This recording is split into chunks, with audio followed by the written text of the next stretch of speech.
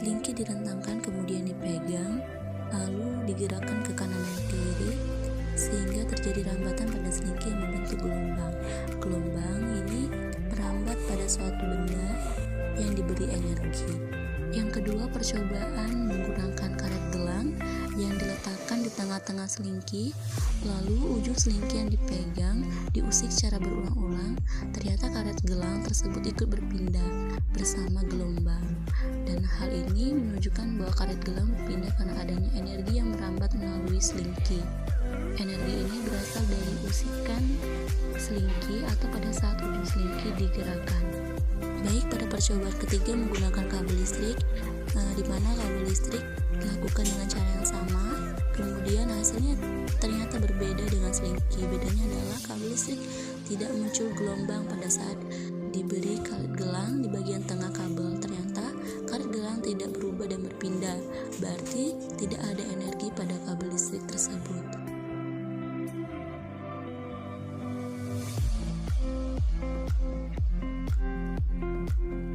Wadah yang berisi air lalu dijatuhkan kerikil pada permukaan air. Ternyata terjadi gelombang di permukaan yang bentuknya searah dengan arah rambatannya.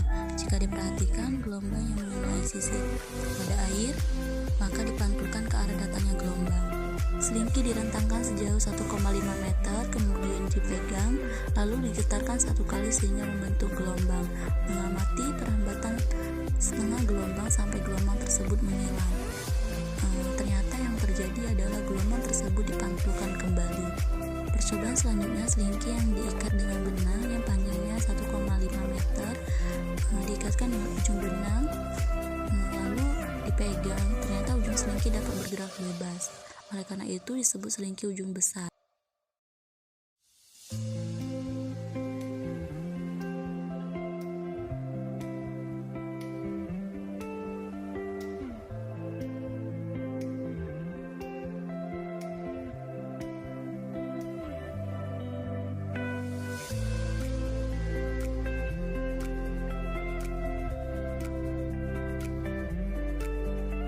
Getaran benda pada pegas dengan massa benda yang sama dan waktu getaran yang sama pula, yaitu 20 kali, serta periodenya juga sama meskipun terdapat selisih waktu yang sangat kecil, namun dianggap sama.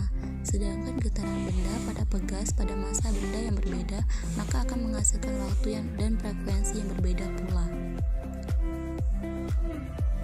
Maka getaran benda pada pegas, periode dan frekuensinya dipengaruhi oleh massa benda.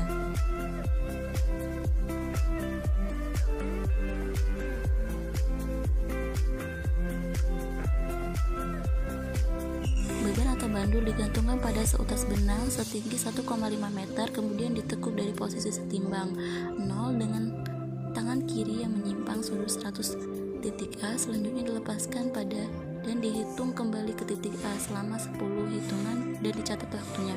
Percobaan ini dilakukan berulang-ulang dengan berganti beban.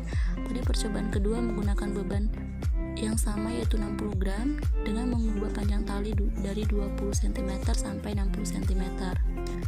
Periode dan frekuensi bandul dipengaruhi oleh beban. Periode dan frekuensi bandul dipengaruhi oleh panjang tali.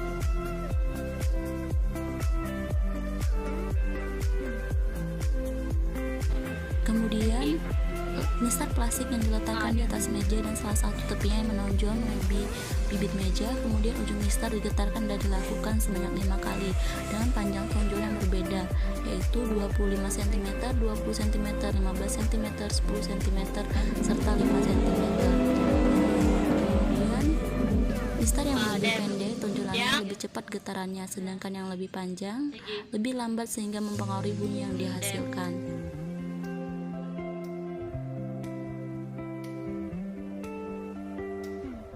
Bandul A digerakkan dengan cara menarik ke samping sejauh 5 cm, maka bandul B dan C ikut berayun. Bandul A digerakkan lagi dengan mengamati yang lebih lama. Ternyata makin lama bandul A berayun, makin lama pula resonansi pada bandul B dan C, dan makin melambat pula resonansinya.